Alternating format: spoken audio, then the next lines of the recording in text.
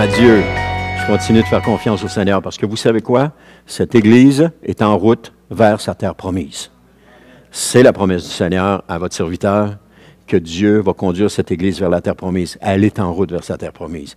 On marche lentement, mais on avance à la vitesse du troupeau, comme Jacob faisait.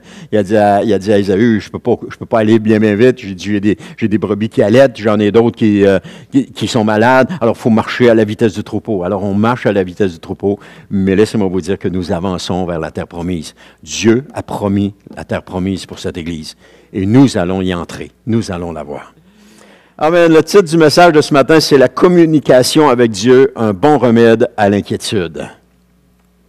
C'est Philippiens chapitre 4, versets 6 à 7 qui nous dit « Ne vous mettez pas en souci pour rien, mais en toute chose exposez vos demandes à Dieu en lui adressant vos prières et vos supplications tout en lui exprimant votre reconnaissance. Alors la paix de Dieu qui surpasse tout ce qu'on peut concevoir gardera vos cœurs et vos pensées sous la direction de Jésus-Christ. » La phrase du message ce matin, c'est « La prière est l'antidote parfait contre le virus des inquiétudes. » Et Élisabeth Elliot disait « L'inquiétude est l'antithèse de la confiance. Vous ne pouvez tout simplement pas faire les deux. Ils s'excluent mutuellement. Donc, lorsqu'il y a l'inquiétude, il n'y a pas la confiance. Et lorsqu'il y a la confiance, il n'y a pas l'inquiétude. Il ne peut pas avoir les deux. Ils s'excluent l'un et l'autre. Comme le jour et la nuit. Tu ne peux pas avoir la nuit et le jour en même temps. C'est la nuit ou c'est le jour. Ou prenons plutôt les ténèbres ou la lumière. Tu ne peux pas avoir les deux. Parce que quand la lumière arrive, les ténèbres s'enfuient. C'est automatique. Fermons toutes les lumières, puis juste en ouvrir une, et les ténèbres sont dissipées aussi vite que la lumière arrive, aussi vite les ténèbres sont dissipées. John Maxwell a écrit « De quoi devons-nous nous inquiéter? » Alors, il dit « Considérez ce qui suit. » Il dit « 40% de nos soucis n'arrivent jamais. » Parce que l'anxiété est le résultat d'un esprit fatigué. 30% de nos inquiétudes concernent les décisions passées qui ne peuvent pas être motivées. Il faut le faire. S'inquiéter pour des choses passées qui ne peuvent pas changer. 12% de nos inquiétudes sont centrées sur les critiques des autres destinées à nous faire sentir inférieurs. 10% sont liés à la santé qui ne fait qu'empirer à mesure qu'on s'inquiète. Et 8% de nos inquiétudes sont légitimes. Seulement 8%. Ce qui montre que la vie comporte de vrais problèmes qui peuvent être résolus de front lorsque j'élimine les inquiétudes inutiles. 8%. Autrement dit, sur 100 inquiétudes inutiles, il y en a 8 qui sont légitimes. Alors, la question du message ce matin, c'est « Suis-je rendu au point où les inquiétudes m'inquiètent? » Est-ce que je suis rendu à ce point-là? Parce que plus nous nous inquiétons, à un moment donné, quand on n'a plus rien à s'inquiéter parce qu'on s'inquiète de tout, il reste quoi? Nous inquiéter des inquiétudes. Alors, la prière n'est pas un simple devoir chrétien, soit une chose que nous devrions accomplir par obligation. Au contraire, la prière est un moment d'intimité avec Dieu, un moment de rapprochement avec Dieu. Et c'est un moment unique de discuter avec le Créateur de l'univers. Un moment unique de lui partager nos inquiétudes. Un moment unique de lui partager ce qu'il y a sur notre cœur. Et cela même, à celui-là même qui nous a fait. Plusieurs personnes aimeraient avoir ce temps avec Dieu, mais ils ne le peuvent pas. Simplement parce qu'ils ne sont pas nés de nouveau. Ils vivent dans ce monde, au rythme de ce monde. Ils vivent leurs problèmes, n'ont pas de solution à leurs problèmes, ou cherchent des solutions, n'en trouvent pas. Et la seule place où ils pourraient en avoir, ce serait dans la présence de Dieu. Ma grand-mère s'inquiétait lorsqu'elle savait qu'un de ses enfants, parce qu'on restait en Gaspésie à l'époque, et puis il y avait des gens, de ses enfants qui restaient à Québec, et là, quand les fêtes de Noël arrivaient, il y en avait qui descendaient, et il y en a d'autres qui étaient là, mais il y en avait qui descendaient, puis quand c'était aussi les vacances d'été, il y en a qui descendaient. Et quand elle savait qu'il y en avait qui s'en venaient, là, elle venait toute inquiète, là. Ils vont-tu arriver? Ils vont-tu arriver correctement? Il va-tu leur arriver quelque chose sur la route? Elle était toujours inquiète pour ses enfants. Bon, peut-être que c'est l'opprobre d'une mère, hein, peut-être, mais elle était inquiète pour ses enfants. Et ça, elle le disait, là. Elle disait, j'espère qu'ils vont arriver comme il faut, puis elle s'inquiétait de ça. Si un croyant peut entrer dans la présence de Dieu, c'est parce que quelqu'un a payé le prix. une personne qui l'a purifié de son péché. Une personne qui a donné sa vie pour qu'il puisse jouir de ce privilège d'entrer dans la présence de Dieu. Lorsque un chrétien vient dans la présence de Dieu, c'est parce que Jésus a payé le prix. Parce qu'on ne peut pas entrer dans la présence de Dieu sans être purifié. Je lisais dans Exode, c'est dans Lévitique, pardon, et dans Exode aussi, on voit, c'est dans Lévitique qu'on voit ça, c'est comment Aaron, qui officiait dans la présence de Dieu, avait dû être purifié avant pour entrer pour faire son ministère. La même chose avec ses fils. Ils ne pouvaient pas officier dans la présence de Dieu sans avoir été purifiés. Alors, on ne peut pas entrer dans la présence de Dieu à moins d'avoir été purifié par le sang de Jésus. Parce que la purification d'Aaron et de ses fils se faisait par le sang. Et c'était l'huile d'onction qui était versée sur leur tête. Mais elle se faisait par le sang. Donc, ils servaient parce qu'ils avaient été purifiés et ils étaient dans la présence de Dieu parce qu'ils étaient purifiés. Donc, si nous entrons dans la présence de Dieu, c'est pas à cause de nos mérites, c'est pas à cause de notre force, c'est pas à cause de notre personnalité, c'est parce que nous avons été purifiés par le Seigneur Jésus. Il n'y a pas d'accès possible à la présence de Dieu sans purification. Et c'est un prix inestimable qui a été payé pour que nous puissions entrer dans la présence de Dieu. Parfois, les chrétiens oublient cela. Ils se présentent dans la présence de Dieu avec désinvolture, en exigeant de Dieu, « Donne-moi ceci, donne-moi cela », et sans prendre égard à la sainteté de Dieu. Et ça, on ne doit pas faire ça. Un chrétien doit prendre conscience que s'il peut entrer dans la présence de Dieu, c'est seulement uniquement à cause de Jésus. Et qu'il est revêtu du sang de l'agneau. Et que ce sang qui le couvre, le purifie. Et quand Dieu le regarde, qu'est-ce qu'il voit? Il voit le sacrifice de Christ à travers lui et il accepte le croyant dans sa présence. Et Philippiens 4,6 nous dit, « Ne vous mettez pas en souci pour rien, mais en toute chose, exposez vos demandes à Dieu en lui adressant vos prières et vos supplications, tout en lui exprimant votre reconnaissance. » L'apôtre Paul ici explique une vérité fondamentale. Les croyants ne devraient pas s'inquiéter pour quoi que ce soit. Pour rien au monde. Mais, faites-vous-en pas, je suis comme tous les autres croyants, je m'inquiète. Il m'arrive de m'inquiéter.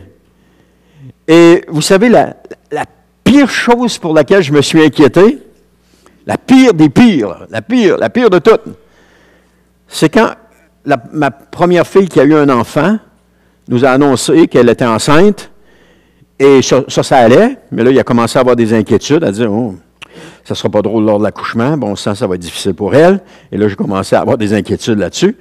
Et là, quand elle est arrivée, puis elle a dit, bon, je m'en vais à l'hôpital, les os sont crevés. Ah, barouette. Ça a été le pire moment de ma vie. Je m'inquiétais pour elle. Hein. Je m'inquiétais de ce qu'elle allait souffrir. Pourtant, ma femme avait souffert pour donner naissance aux enfants. Je l'avais vu, j'étais témoin, j'étais là. Mais là, je ne pouvais pas être là. Et puis, c'était ma fille.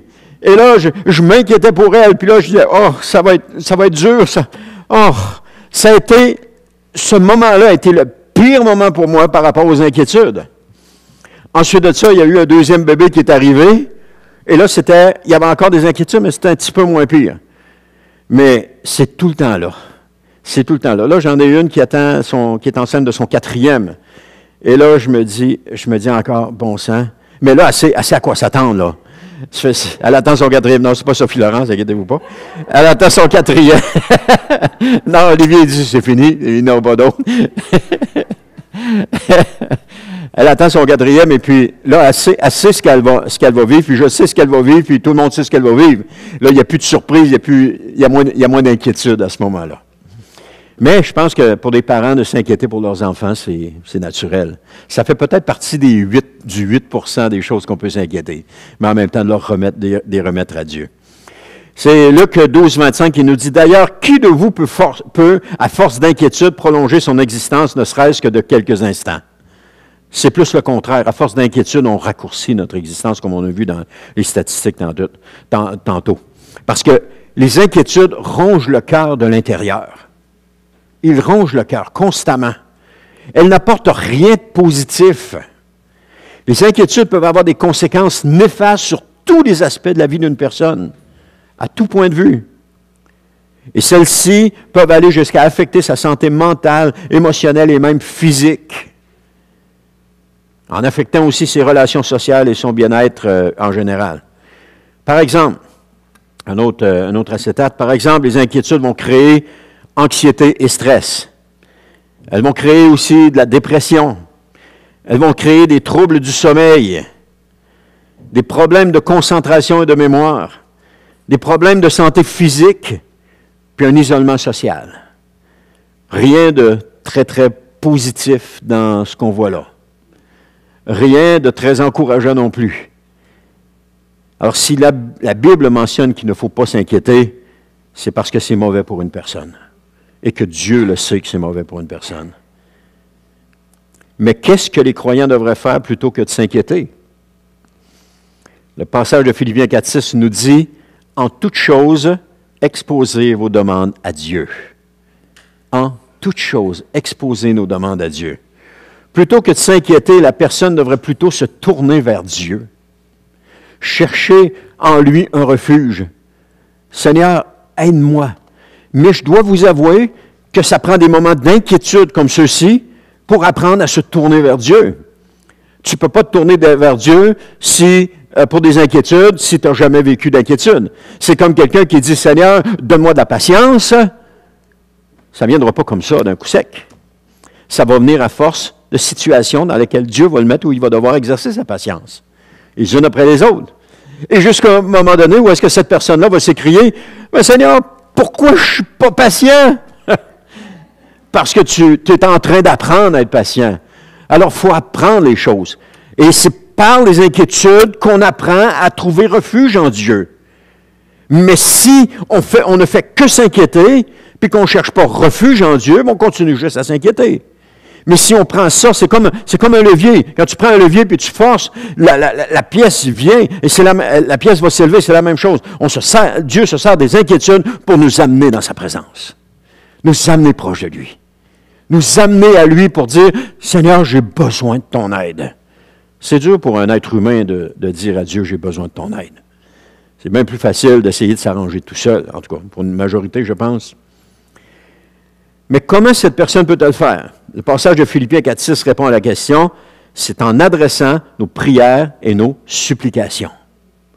Nos prières et nos supplications. La prière, c'est que tu veux quelque chose. Tu demandes à Dieu quelque chose. Mais les supplications, c'est que tu veux quelque chose, mais tu le veux désespérément. Seigneur, je t'en prie, Seigneur, fais-le. Je ne suis plus capable.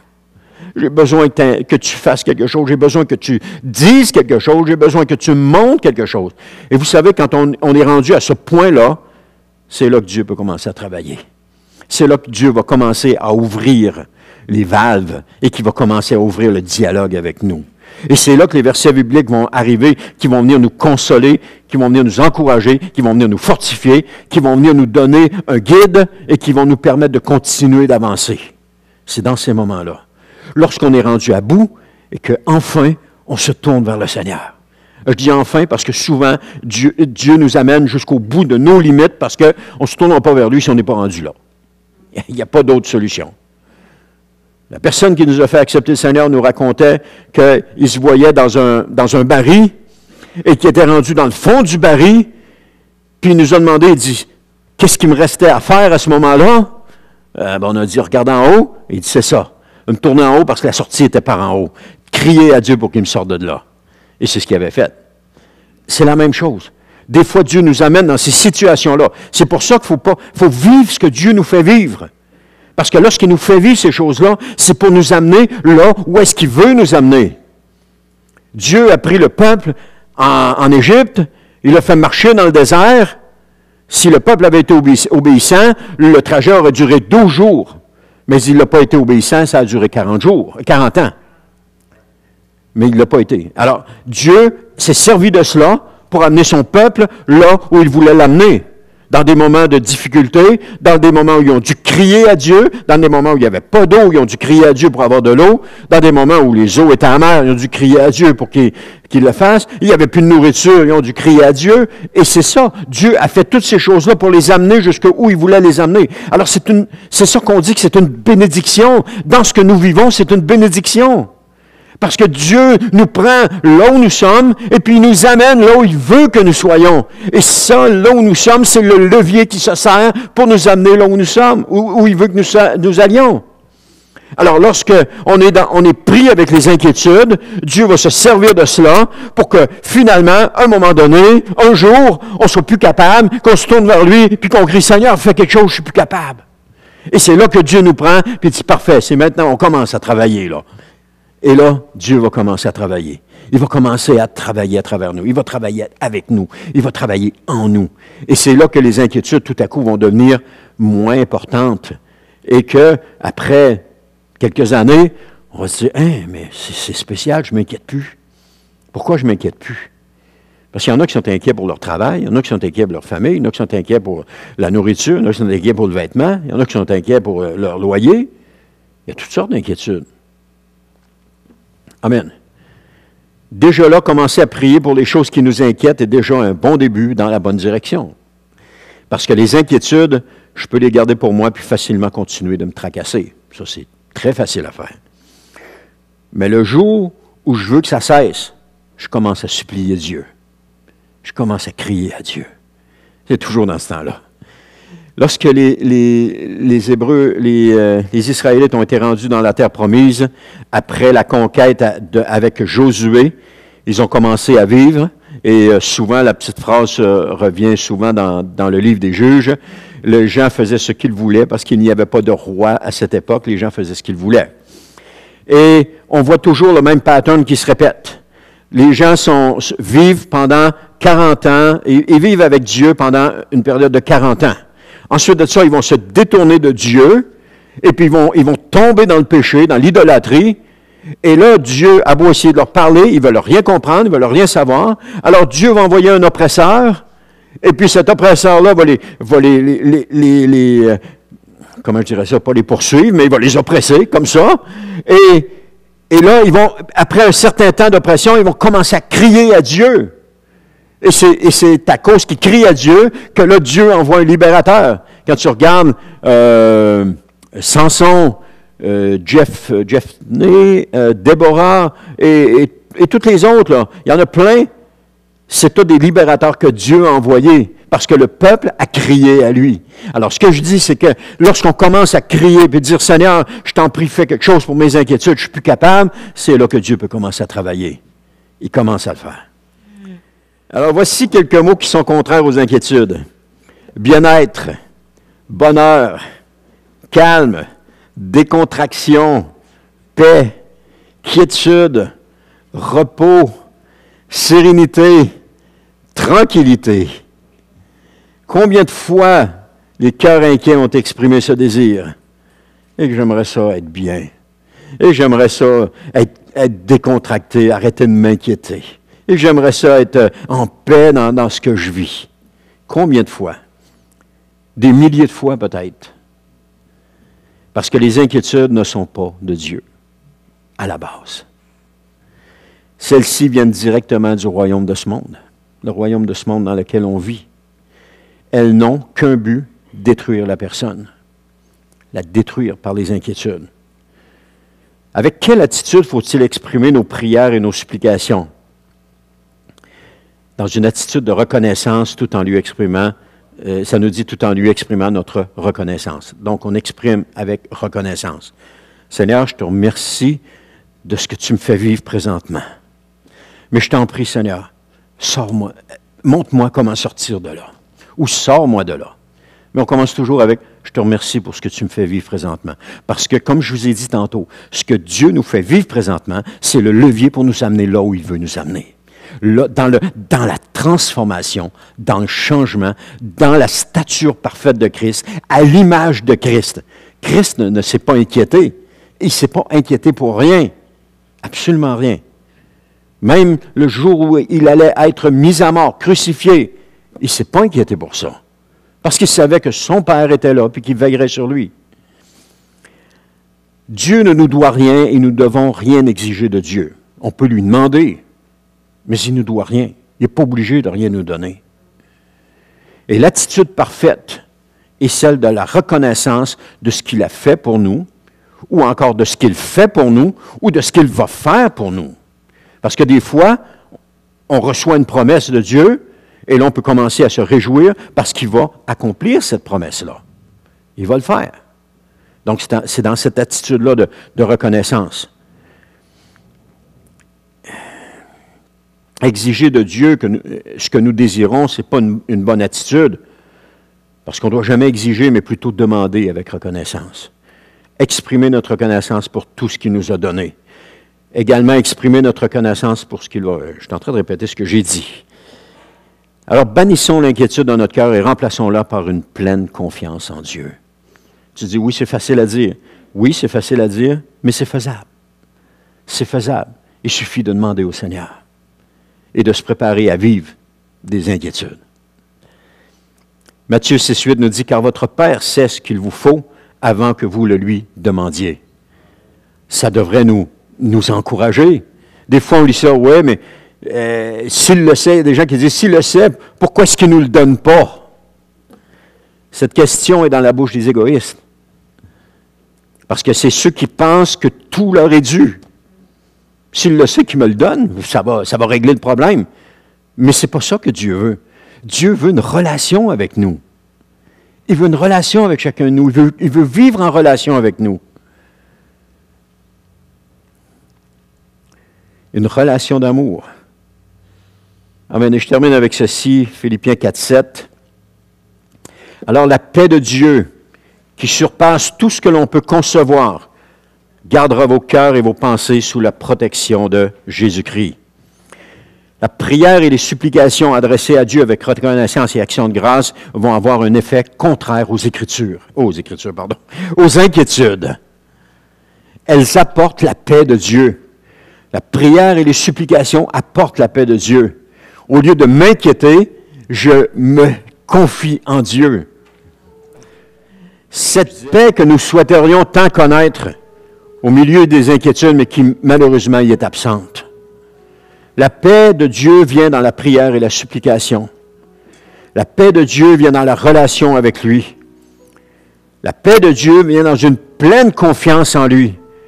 Et cette paix surpasse tout ce que nous pouvons concevoir. Tout ce qu'on peut concevoir.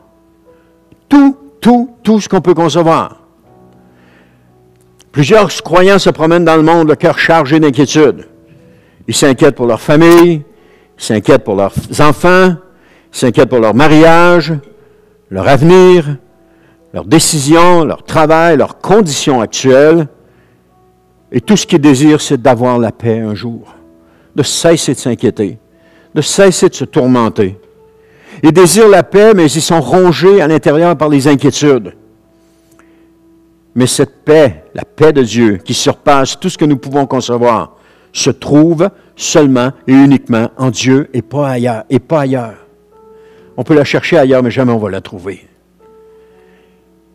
Et surtout, elle ne se trouve pas dans les inquiétudes, quelles qu'elles soient. C'est seulement en Dieu. Venir à la croix chargé d'inquiétude est la meilleure chose qu'un chrétien peut faire. Je pourrais même ajouter, ça me vient à l'esprit présentement, venir à l'Église quand ça va mal, c'est la meilleure chose qu'un chrétien peut faire. Parce que ce n'est pas le temps de s'isoler. Ce n'est pas le temps de rester loin des frères et des sœurs. C'est le temps de rechercher la proximité, la communion avec les frères et les sœurs. Si on reste loin, isolé, on reste dans notre misère. On reste dans ce qu'on appelle notre trou de boîte. Puis on reste à tourner en rond, puis à brouiller l'eau. Plus qu'on reste dedans, plus qu'on tourne en rond, plus qu'on la brouille, et moins on voit clair dans nos situations.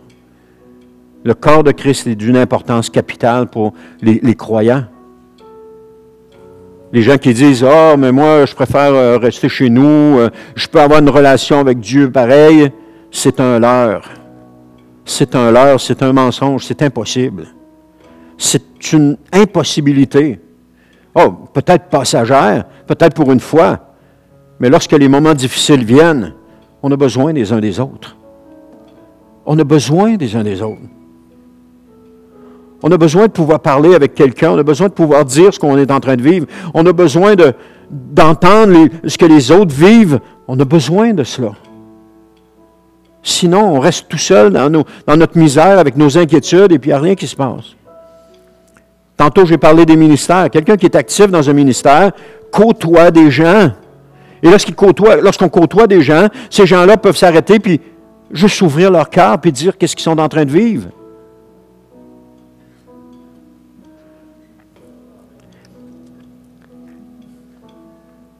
Les gens croulent au pied de la croix sous le fardeau de leurs inquiétudes. Mais lorsque nous sommes là, au pied de la croix, une main se pose sur nous. Et cette main nous invite à se débarrasser de notre fardeau puis de l'abandonner là au pied de la croix.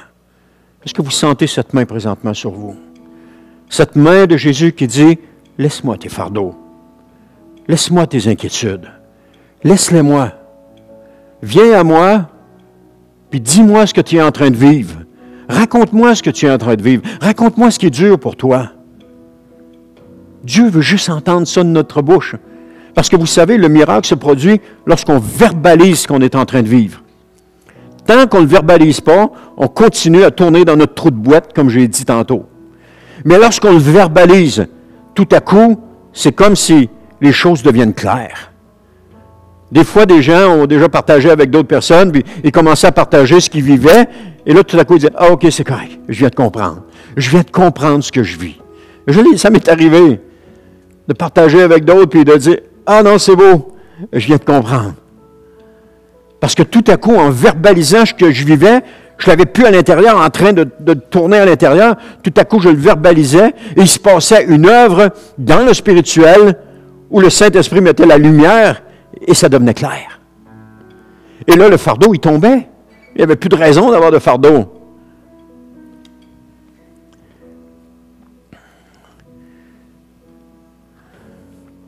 Et la paix de Dieu qui surpasse tout ce qu'on peut concevoir gardera votre cœur et vos pensées sous la protection de Jésus-Christ. Ce qui veut dire que la personne qui acceptera de lui faire confiance, Dieu promet de garder son cœur et ses pensées sous la protection de Jésus. Les inquiétudes n'auront plus de pouvoir sur cette personne. Parce que Dieu est là pour garder son cœur et ses pensées. Est-ce que vous luttez ce matin avec des inquiétudes? Est-ce que vous luttez avec des inquiétudes à propos de n'importe quoi? J'aimerais ça prendre un temps de prière avec vous ce matin. J'aimerais ça qu'on prie pour vous. Et peut-être que je peux inviter aussi les membres du comité à s'avancer pour prier pour les gens. J'aimerais ça qu'on prie pour vous ce matin. Si vous êtes aux prises avec des inquiétudes, si vous vivez avec des inquiétudes, et que là vous dites, j'en ai assez, là. Seigneur, je veux une délivrance. Je veux, Seigneur, que tu me parles. J'aimerais ça que vous avanceriez en avant pendant que l'équipe de louange va nous conduire dans un champ et qu'on prendrait le temps de prier pour vous ce matin. Alors, gênez-vous pas, avancez-vous, et puis on va prier pour vous.